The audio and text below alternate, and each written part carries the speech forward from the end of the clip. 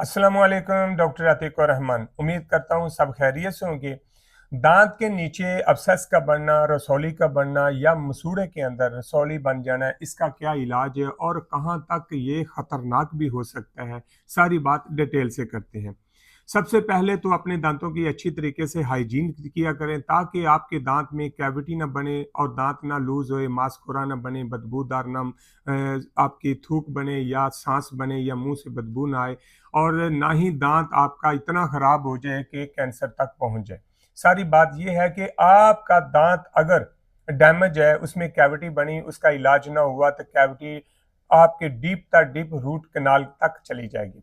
और रूट के अंदर पल्प होते हैं, जो ब्लड सर्कुलेशन होती है, बॉडी से ही ब्लड जो है ना दांत को सप्लाई दांत तक पहुंचती है और दांत की वापस हार्ट जो पंप करके सप्लाई वापस भी लेता है। इससे क्या होता है कि कुछ क्लॉट्स रेशे वाले बैक्टीरिया का जो तेजाब होता है वो खून में शामिल हो के आपकी बॉडी में आ सकता है और हार्ट तक भी पहुंच सकता है।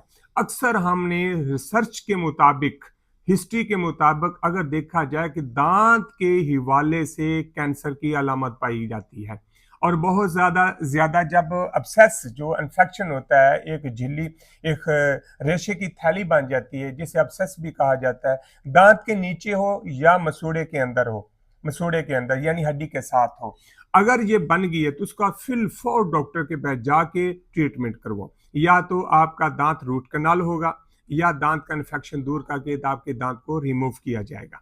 अगर ये दोनों चीजें आपने ना करवाई तो हो सकता है कि आप परेशान हो जाएं, कैंसर तक सबब बन सकता है, कैंसर भी हो सकता है। अगर कैंसर हो गया तो अक्सर देखा गया है कि लाइलाज हो जाता है, कैंसर खत्म करते करते इंसान की मौत आ जाती है, हो जाती है। लिहाजा अपने कैंसर और इन्फेक्शन के बचने के लिए अपने दांतों की हिफाजत करें, अपना ख्याल रखें, अपनी सेहत का ख्याल रखें। अल्लाह हाफिज।